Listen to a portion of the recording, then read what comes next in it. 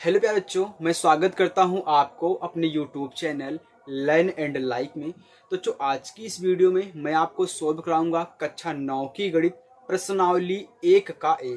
बच्चों, मैंने प्रश्नावली 1 का ए जो भी पढ़ा रहा हूं, इसके पहले एक वीडियो और बनाई है जिसमें मैंने आपको इनके इंट्रोडक्शन के बारे में पढ़ाया है, जैसे कि पूर्णांक क्या होते हैं, समधन पूर्णांक क्या होते हैं, विषम धन पूर्णांक क्या होते हैं, सम संख्या, विषम संख्या, योगात्मक प्रतिलोम, गुणात्मक प्रतिलोम, योज्य प्रतिलोम, इन सभी के बारे में अच्छे तरीके से आपको पढ़ा दिया है। तो आज मैं अपनी प्रश्नावली 1 का शुरू कर रहा हूं क्वेश्चन नंबर 1 से। एक बात और आपको मैं क्लियर कर देना चाहता हूं बच्चों, जो आपके क्वेश्चंस हैं मैं यहाँ पे नहीं लिखूंगा, सीधे आपके नीचे स्क्रीन पर शो होगा, वहां से आप देख लीजिएगा। ठीक, चलें अब अपने प्रश्न नंबर 1 की तरफ। देखिए अपना प्रश्न नंबर 1 क्या कह रहा है, आपको नीचे स्क्रीन पर दिख रहा होगा। 20 और 40 के बीच समस्त समधन पूर्णांक याद कीजिए। अब समधन पूर्णांक क्या होता है मैंने आपको पढ़ा दिया है, फिर भी मैं आपको यहाँ पे बताऊंगा। कह रहा कि 20 और 40 के बीच में, यानी कि ना तो आपको 20 लेना है ना ही आपको 40 लेना है, उनके बीच में जो सम संख्या हो उनको लेना है। ठीक, चलिए देखिए, तो मैं यहाँ पे सबसे पहले 20 से लेकर 40 तक की संख्या को लिख लेता हूं, देन इसके बाद उसमें आपका क्या आंसर है, कौन कौन सी सम संख्या है उनको बताऊंगा। देखिए मैं यहाँ पे 20 से लेकर के 40 तक की संख्याएं लिख लेता हूं। 20, 21,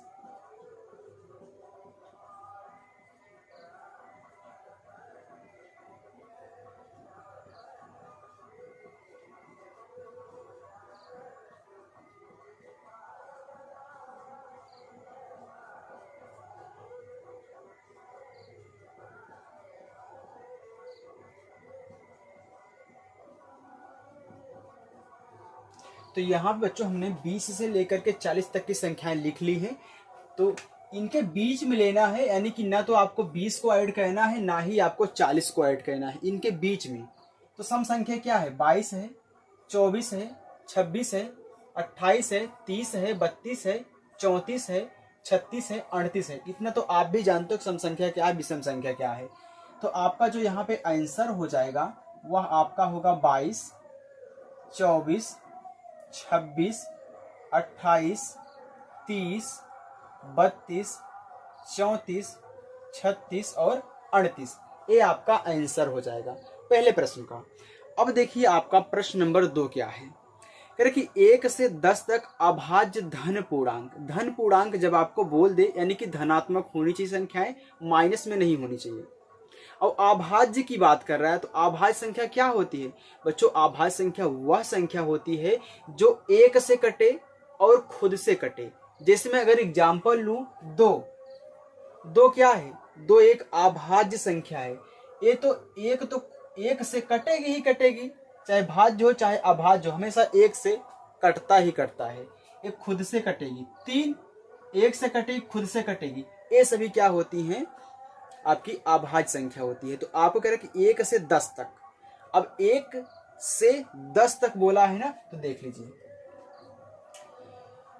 आपको। देखिए यहां बच्चों प्रश्न नंबर 2,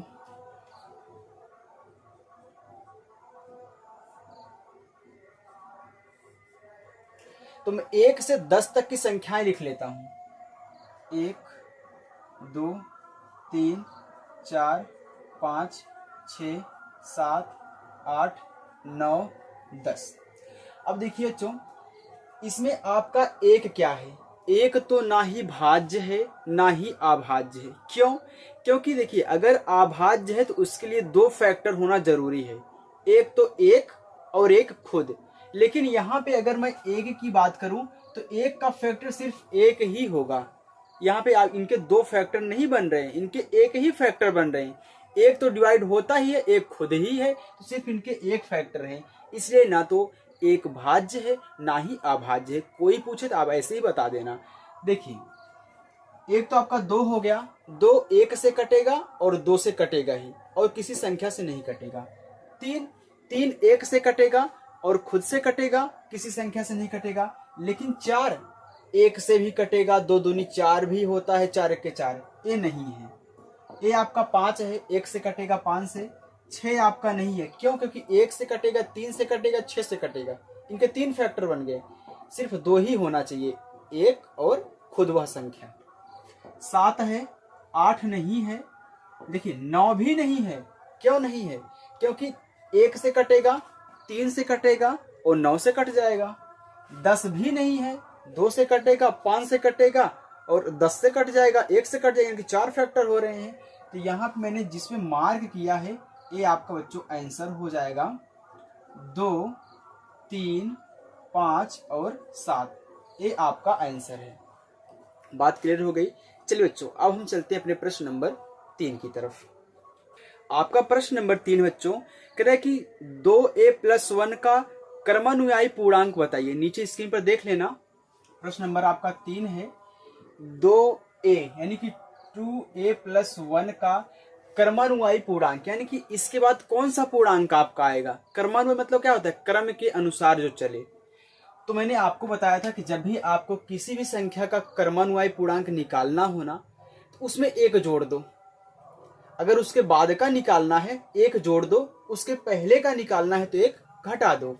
यानी कि कह रहा है कि 2a+1 का क्रमानुयायी पूर्णांक यानी कि उसके बाद का। तो आपको क्या कहना है? 2a+1 में एक जोड़ देना है, अपने मन से एक ऐड कर देना है। तो आपका क्या हो जाएगा? 2a इसमें जुड़ के प्लस का 2 हो जाएगा। और बच्चों यही आपका आंसर है। अगर मैं पूछूं कि इसका क्रमानुयायी पूर्णांक क्या होगा, तो 2a+2 में एक और ऐड करेंगे, 2a+3 हो जाएगा। आ गया ना? चलिए देखिए प्रश्न नंबर 4। आपका प्रश्न नंबर 4 कह रहा है बच्चों कि 2/3 का योगात्मक प्रतिलोम ज्ञात कीजिए। तो मैंने योगात्मक प्रतिलोम इंट्रोडक्शन वाले में पढ़ाया है। चलिए फिर भी मैं आपको यहाँ पे बता देता हूँ। देखिए, जब भी आपको किसी भी संख्या का योगात्मक प्रतिलोम निकालना हो तो बस उस संख्या का चिन्ह चेंज कर दो। अगर प्लस है तो माइनस कर देना, अगर माइनस है तो प्लस कर देना, बस इतना ही कहना रहता है, संख्या वही रहती है। ओके, अब देखिए क्या रहा है कि 2/3 का योगात्मक प्रतिलोम, योगात्मक प्रतिलोम तो क्या हो जाएगा बच्चों? मैंने बताया कि ये क्या है, अभी प्लस में है ना, बस माइनस कर दो, यानी कि माइनस का 2/3 इसका आंसर हो जाएगा। बस इतना ही कहना था। अगर प्लस रहे तो माइनस, अगर माइनस में रहे तो प्लस कर दो, बस हो गया। चलिए देखिए अपना प्रश्न नंबर 5। प्रश्न नंबर 5 आपको कह रहा है कि -5 का गुणात्मक प्रतिलोम क्या होगा। प्रश्न नंबर 5, -5 का गुणात्मक प्रतिलोम। तो गुणात्मक प्रतिलोम में क्या होता है बच्चों? संख्या को पलट दिया जाता है। वो प्लस में है कि माइनस में हमको इससे नहीं मतलब है, जिसमें रहेगा उसी में लिखेंगे। अगर प्लस में संख्या रहेगी तो आपको प्लस में लिखना है, अगर माइनस में रहेगी तो माइनस में लिखना है, लेकिन उस संख्या को उल्टा कर देना है। यानी कि जो हर रहेगा उसको अंश बना दो, जो अंश रहे उसको हर बना दो, यानी कि ऊपर से नीचे पलट दो। देखिए ये क्या है, -5 है, तो हम जानते हैं कि इसके नीचे हम 1 लिख सकते हैं, लेकिन दिखाई नहीं देता है। तो ये जब पलटेगा तो -1/5 हो जाएगा, यानी कि पहले 5/1 था, अब माइनस का 1/5 हो गया। मैंने क्या किया, चिन्ह वहीं रखा है, संख्या को पलट दिया है। ओके बच्चों, चलिए तो अपना प्रश्न नंबर 5 भी सॉल्व हो गया। अब हम चलते हैं अपने प्रश्न नंबर 6 की तरफ। प्रश्न नंबर 6, तो ध्यान देना बच्चों, अपना प्रश्न नंबर 6 है, कह रहा है कि P+Q और P-Q के योगात्मक प्रतिलोम लिखिए। तो पहला है P+Q का योगात्मक प्रतिलोम, योगात्मक प्रतिलोम, और दूसरा आपका है P-Q, P-Q का योगात्मक प्रतिलोम। तो योगात्मक प्रतिलोम में क्या होता है, मैंने अभी जस्ट देखिए यहाँ पे आपको बताया है, बस चिन्ह को चेंज कर दो। तो यहाँ पे देखिए ये दोनों क्या है, प्लस में है ना, पूरी ही पूरी एक संख्या, ये क्या है, प्लस में है ना, बस यहाँ बाहर माइनस लगा दो, और ये क्या है, माइनस है, यहाँ बाहर माइनस है, और इसको p प्लस क्या कर दो, q कर दो, यानी कि उसको वैसे ही रखो, बाहर माइनस लगा दो। वैसे इसमें भी करना है, बाहर माइनस लगाओ और p माइनस का q रख दो। ये इसका क्या हो गया, योगात्मक प्रतिलोम हो गया। बस चिन्ह चेंज करना है, दोनों का मत चेंज करना। अगर दो संख्या उनको एक में लिखो और बाहर माइनस लगा दो। अगर दो संख्याएं आपको दी गई है, तो यहाँ पे दो संख्याएं दी गई थी, हमने कोष्टक में कर दिया और उनको मैंने यहाँ पे बाहर लगा दिया चिन्ह माइनस का। चलिए देखिए अपना प्रश्न नंबर 7। प्रश्न नंबर 7 है बच्चों, कह रहा है कि यक्स के किस मान के लिए 5 गुणे कोष्टक में 3 गुणे 2 बराबर 5 गुणे 3 गुणे यक्स कथन सत्य है। यानी कि हमको इसमें यक्स का मान निकालना है कि यक्स का मान क्या होगा। तो ध्यान देना, अगर मैं इसी की तरह इसको भी बना दूं, या फिर आप ऐसे भी हल करके यक्स का मान निकाल सकते हैं। अगर मैं इसी की तरह इसको भी बना दूं तो 5 गुणे 3 कर दिया, बात वही है क्योंकि सभी गुणा के रूप में है।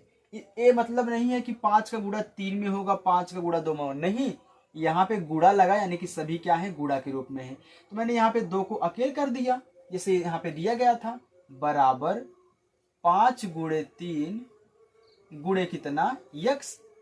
यानी कि यहाँ भी 5 गुणे 3 है, यहाँ भी 5 गुणे 3 है, लेकिन 5 गुणे 3 के बाद यहाँ पे 2 है, यहाँ पे क्या है, यक्स है।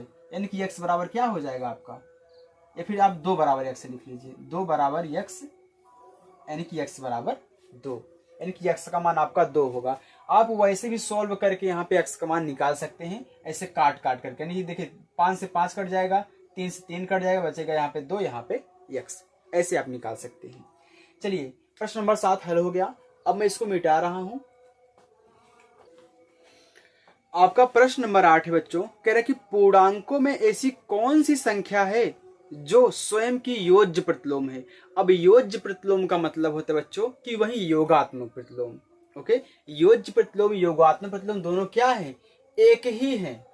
तो कह रहा है कि पूर्णांकों में, अच्छे बताओ बच्चों, अगर मैं किसी भी चीज को, ऐसे कि कोई संख्या है, उनको मैं संख्या रेखा पर दिखाना चाहता हूं, आपकी कोई परिमेय संख्या हो, अगर उसको आप संख्या रेखा पर दिखाना चाहते हो तो आप क्या करते हो, आप एक लाइन ऐसे खींच लेते हो, बीच में आपका 0 रहता है, इधर 1 2 3 4 5 ऐसी संख्या आप लिखते चले जाते हो, वो भी माइनस में, क्योंकि इधर बायां सब पक्ष है, तो बाएं पक्ष में संख्या क्या रहती है, माइनस में रहती है, और इधर प्लस में रहेंगी। तो मैं यहां पे लिख लेता हूं। चल देखिए, अगर बात करूं कि योज्य प्रतिलोम की, यानी कि अगर कोई संख्या माइनस में है तो उसका बस प्लस कर दो, अगर प्लस में है तो माइनस कर दो। जैसे मैं यहां पे लूं 1, ये 1 का योज्य प्रतिलोम क्या हो जाएगा, -1, 2 का -2, 3 का -3। मैं यहां पे कोई भी संख्या ले रहा हूं तो वह खुद नहीं आ रही है, अपने चिन्ह को चेंज करके आ रही है। अरे 2 -2 के बराबर नहीं है ना। कह रहा है कि पूर्णांकों में ऐसी कौन सी संख्या है जो स्वयं की योज्य प्रतिलोम, यानी कि अगर मैं उस संख्या का योज्य प्रतिलोम निकालूं, वही संख्या है लेकिन चिन्ह क्या रहे, सेम का सेम रहे, तो आपको एक ही संख्या मिलेगी यहाँ पे 0।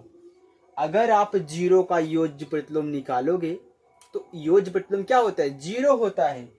तो 0 का योज्य प्रतिलोम बच्चों क्या होता है, योज्य प्रतिलोम क्या होता है, बराबर 0 ही होता है, यानी कि शून्य होगा। कभी भी आप माइनस का शून्य कहीं भी लिखा नहीं देखोगे, क्योंकि पूर्णांक में -0 नहीं होता, सिर्फ 0 होता है, यानी कि शून्य होता है। तो शून्य ऐसी संख्या है जो स्वयं की क्या होती है, योज्य प्रतिलोम होती है। आ गया। चलिए अब हम चलते हैं अपने प्रश्न नंबर 9 की तरफ।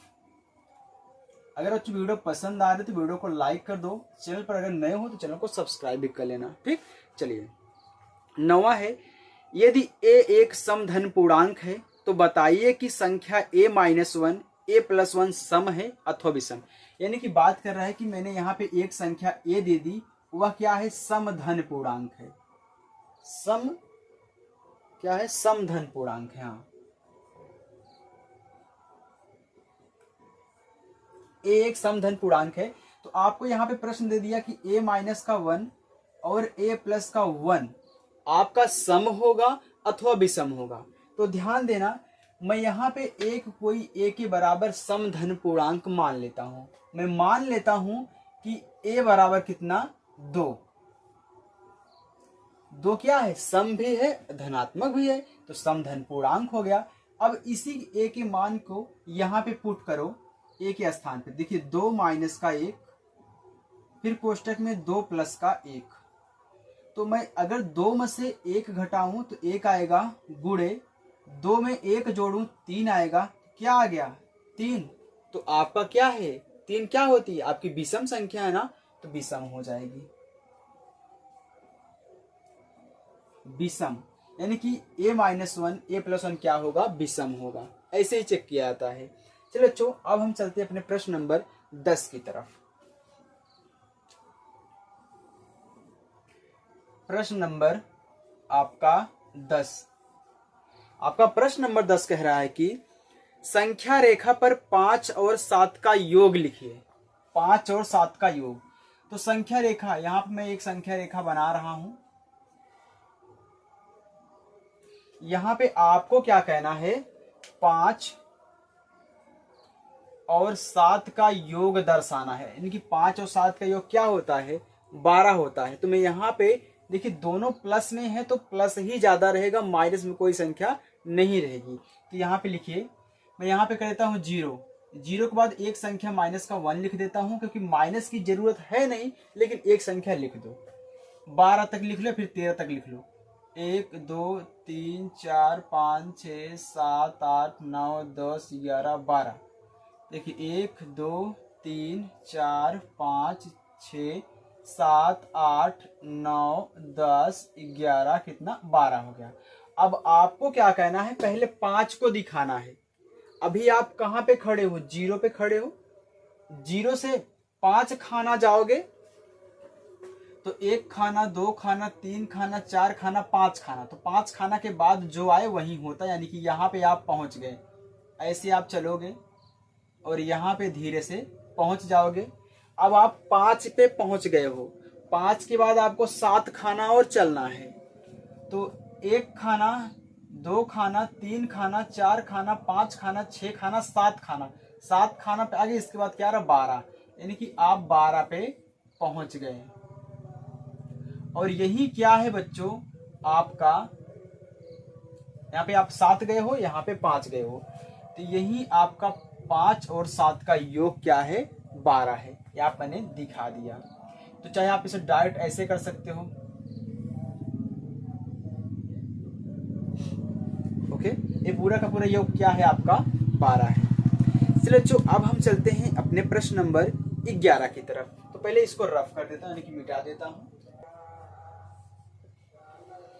आपका प्रश्न नंबर 11 है, कह रहा है कि निम्नलिखित कथनों में से कौन से कथन सत्य हैं अथवा कौन से असत्य हैं। यानी कि सत्य और असत्य हमको छांटना है। कह रहा है कि ए, 2 धन अभाज्य पूर्णांकों का गुणनफल सदैव अभाज्य होता है। यानी कि 2 धन अभाज्य पूर्णांकों का गुणनफल सदैव अभाज्य होता है। पहला, मैं मान लेता हूं कोई 2 धन अभाज्य, यहाँ पे 2 और 3 ले लेता हूं। अब इनका गुणा कराता हूं तो 2 गुणे 3 कितना आ गया, 6 आ गया। तो कह क्या रहा है कि गुणनफल सदैव अभाज्य होता है, यानी कि एक अभाज्य संख्या आनी चाहिए। फिर एक ले लो, आप यहाँ पे 3 ले लो, 5 ले लो, दोनों अभाज्य हैं, इनका गुणा कराओ। 5 3 15 हो गया। फिर 5 ले लो, 7 ले लो, गुणा कराओ। तो कई बार चेक करेंगे तभी पता चलेगा। तो 7 5 35, यानी कि सदैव अभाज्य संख्या आ रही है, नहीं आ रही है। यानी कि एक कथन आपका क्या है, असत्य है। देखिए 6 क्या आपकी अभाज्य संख्या है, नहीं है ना। 1 से कटेगी, 2 से कटेगी, 3 से कटेगी, 6 से कट जाएगी। ये भी नहीं है, 1 से कटेगा, 5 से कटेगा, 3 से कटेगा, 15 से कटेगा। अभाज्य संख्या क्या होती है? जो 1 से कटे और खुद से कट जाए। ये भी नहीं है, 7 से, 5 से, 1 से, तो ये आपका क्या हो जाएगा? असत्य। यानी कि जो कह रहा था कि दो धन अभाज्य पूर्णांकों का गुणनफल सदैव अभाज्य होता है, नहीं, आपका असत्य है। चलिए दूसरा बी। बी आपका क्या कह रहा है कि दो धन अभाज्य पूर्णांकों का योग सदैव अभाज्य होता है। अब योग की बात कर रहा है, तो इन्हीं को फिर ले लेते हैं, योग कर लेते हैं। तो देखिए 2 + 3 ले लो, कितना आ गया? 5 आ गया। 3 + 5 ले लो, कितना आ गया? 8 आ गया। फिर 5 + 7 ले लो, कितना आ गया? 7 × 5 = 12 आ गया। तो क्या आपकी ये अभाज्य संख्याएं हैं? नहीं है ना। 5 है लेकिन 8 नहीं है, 12 नहीं है, यानी कि सदैव नहीं आ सकती। सदैव अभाज्य संख्या नहीं आ सकती, कभी कभी आ सकती है, कभी नहीं आ सकती है। तो ये भी आपका क्या हो जाएगा? असत्य हो जाएगा। बात समझ में आ गई बच्चों? चलिए आगे देखिए, सी दिया है। सी आपका क्या कह रहा है? यदि ए और बी कोई दो ऋण पूर्णांक हैं, ए और बी कोई दो ऋण पूर्णांक हैं। अब ऋण की बात कर रहा है, ना तो सम और ना ही विषम की बात कर रहा है।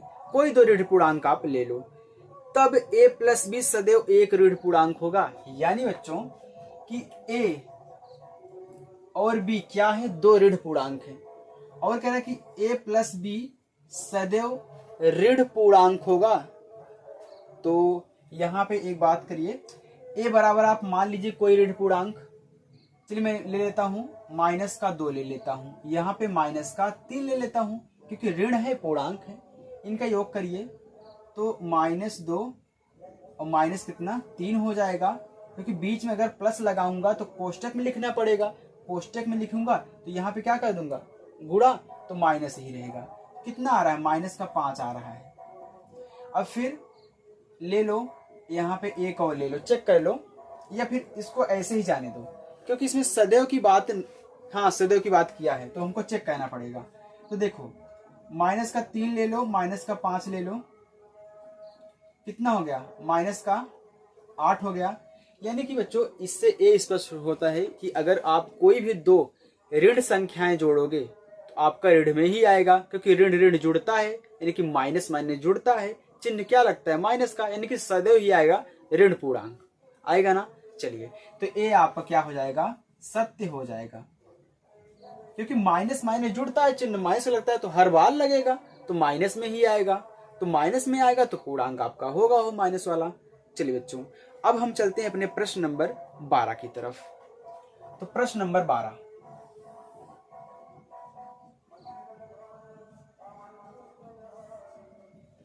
आपका प्रश्न नंबर 12 है, आप नीचे देखिए। यदि a एक धन पूर्णांक है, a क्या है? आपका धन पूर्णांक है, यानी कि माइनस में नहीं होना चाहिए, धनात्मक होना चाहिए।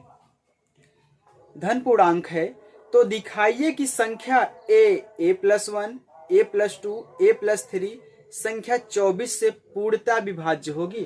तो देखिए a + 1, a + 2 और a + 3, a + 3 है ना, हाँ a + 3, यह 24 से क्या विभाज्य होगी? ए हमको दिखाना है। तो मैं कोई भी एक धन पूर्णांक ले लेता हूं, तो मैं यहां पे ले लेता हूं कि ए बराबर क्या? आप ए बराबर ले लीजिए 3 ले लो, या फिर 1 ले लो, 2 ले लो, कुछ भी ले। चलो मैं यहाँ पे 2 ले लेता हूं।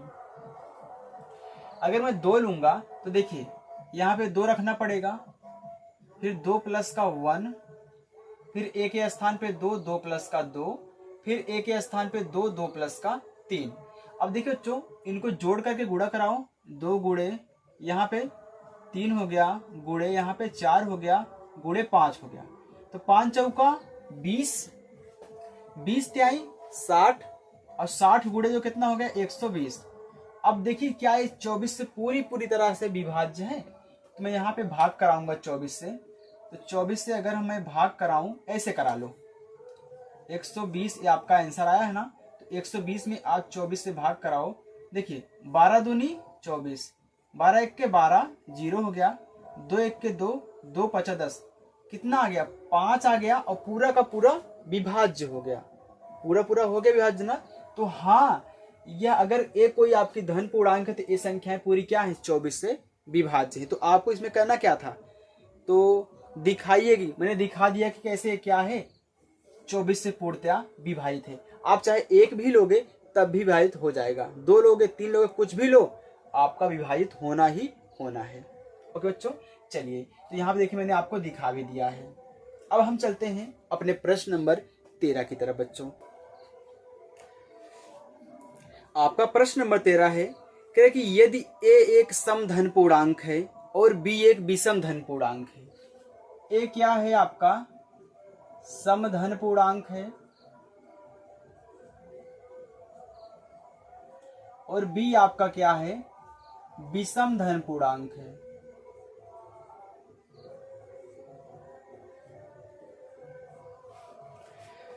तो बताइए कि निम्नलिखित संख्याओं में से कौन सी सम होगी कौन सी विषम। तो मैं यहाँ पे लिख लेता हूं पहले। देखिए दिया है a स्क्वायर, फिर b स्क्वायर, फिर a प्लस बी दिया है, ये पहला है, दूसरा है, तीसरा है। a गुणे b दिया है, a प्लस का 1 दिया है और b प्लस का 1 दिया है। तो कह रहा है कि कौन सी सम होगी कौन सी विषम। चलिए मैं यहाँ पे क्या करता हूँ, a और b एक समधन पूर्णांक ले लेता हूँ और एक विषम धन पूर्णांक। देखिए बच्चों, मैं a बराबर एक समधन पूर्णांक 2 मान लेता हूँ क्योंकि सम है धनात्मक है। एक मैं ले लेता हूँ या विषम धन पूर्णांक 3 ले लेता हूँ। चलिए अब यहाँ पे a बराबर मैंने 2 लिया है, तो आपका ये पहला, दूसरा, तीसरा, चौथा, पांचवा और छठा। तो पहला क्या है a स्क्वायर ना, मैंने a बराबर लिया है 2, तो 2 का वर्ग हो गया, कितना आ गया 4 हो गया। पहले मैं यहाँ पे हल कर लेता हूँ तब दिखाऊं कौन सी सम है कौन सी विषम है। b लिया है 3, तो 3 का वर्ग 3 त्रिका 9 हो गया। और फिर a प्लस बी यानी कि 2 प्लस का 3, कितना आ गया 5 आ गया। a गुणे b यानी कि 2 गुणे 3, कितना आ गया 6 आ गया। a प्लस 1 यानी कि a के स्थान पे 2, फिर 2 प्लस 1, कितना हो गया 2 गुणे 3 बराबर 6 आ गया आंसर। b प्लस 1, b 3 है, फिर 3 प्लस का 1 यानी कि 3 गुणे 4, क्योंकि 3 एक 4 हो गया। अब कितना आ गया 12 हो गया। अब आपसे पूछा था कौन सी सम होगी, सिर्फ हमको सम देखना है। तो ध्यान देना बच्चों, 4 आपका सम है, 9 नहीं है, 5 नहीं है, 6 आपका सम है, ये भी आपका सम है, ये भी आपका सम है। यानी कि जो आपकी सम होंगी वो कौन कौन सी हैं। एक हमारा है a स्क्वायर, एक हमारा है a गुणे b, एक हमारा है a प्लस का 1 और एक हमारा है b प्लस का 1। इतनी आपकी क्या होंगी सम होंगी। आ गया। चलो बच्चों अब हम चलते हैं अपने प्रश्न नंबर 14 की तरफ। तो चलो बच्चों यहाँ पे देखिए आपका प्रश्न नंबर 14। आपका प्रश्न नंबर 14 क्या कह रहा है, कह रहा है कि धन पूर्णांक के किस गुणधर्मों के अंतर्गत निम्नलिखित कथन सत्य होंगे। ओके बच्चों, चलिए देखिए तो यहाँ पे जो आपका पहला है वह है 3 गुणे 8 प्लस का 7 बराबर, फिर 3 का 8 में गुणा कराया गया है बीच में, फिर प्लस, फिर 3 का गुणा 7 के साथ कराया गया है। तो ये होता है कि जैसे गुणा योग पर गुणा का वितरण नियम, योग पर गुणा का वितरण नियम। इसे अगर आपकी कोई संख्या है a गुणे b प्लस का c, इसको आप a गुणे b एक कोष्टक में प्लस b गुणे c एक कोष्टक में, यानी कि इसका आप यहाँ पे गुणा करा देंगे, इसका यहाँ पे गुणा करा देंगे। यही होता है योग पर गुणा का वितरण नियम। ओके, तो ये क्या है योग पर गुणा का वितरण नियम है।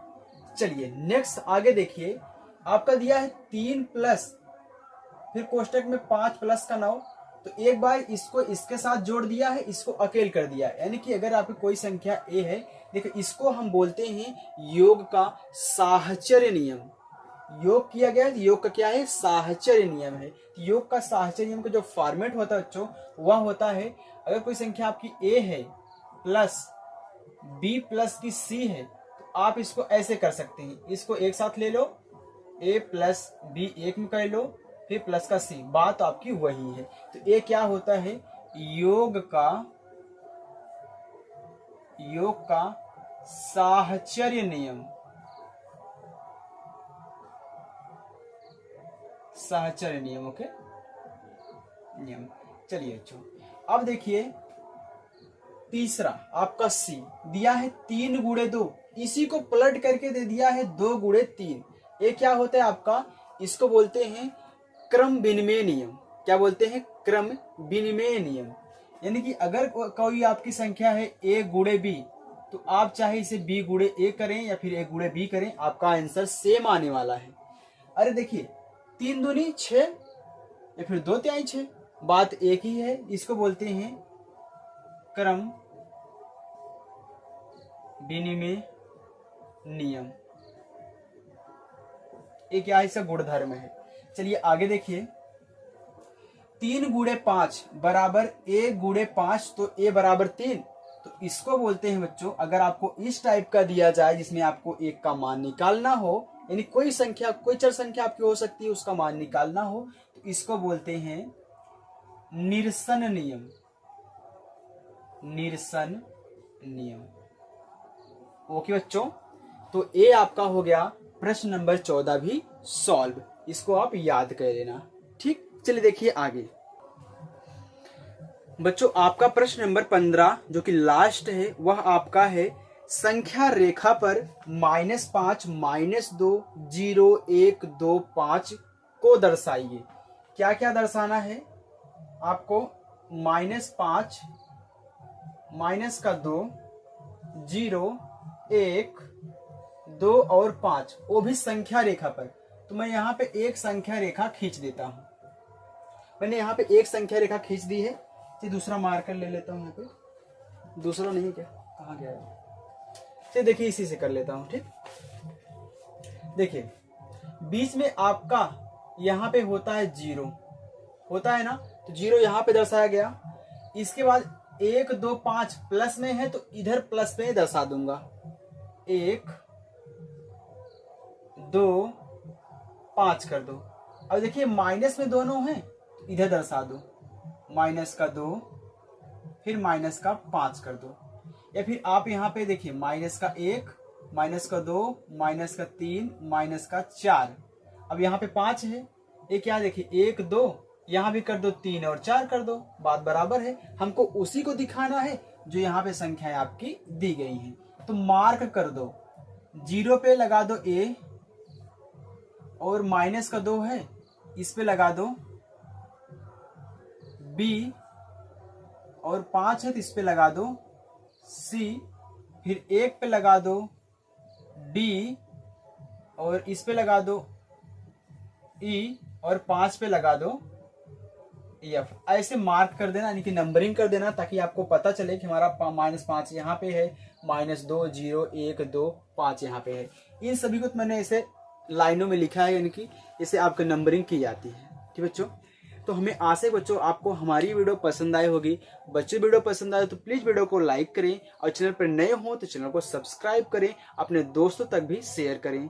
ओके बच्चों, चलिए मिलते हैं ऐसे नेक्स्ट वीडियो प्रश्नावली 1 के B के साथ दोस्तों। तब तक के लिए बाय।